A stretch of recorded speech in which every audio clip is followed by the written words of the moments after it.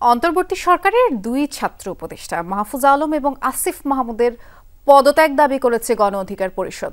আগামী 15 দিনের মাঝে পদত্যাগ না করলে যমুনা ঘেরাও কর্মসূচি হুঁশিয়ারিও দিয়েছেন দলটির নেতারা।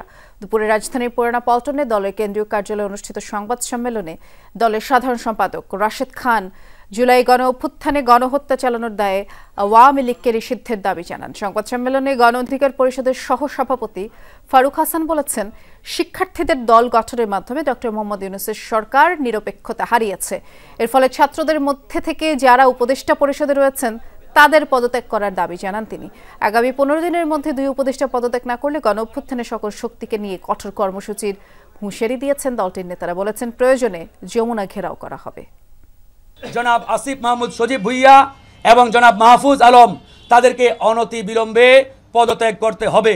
তারা যদি পদত্যাগ না করে তাহলে গণ অধিকার পরিষদ অন্যান্য সকল রাজনৈতিক দল এবং বিপ্লবের পক্ষের শক্তিগুলোকে নিয়ে অতি দ্রুত কঠোর কর্মসূচি ঘোষণা করবে।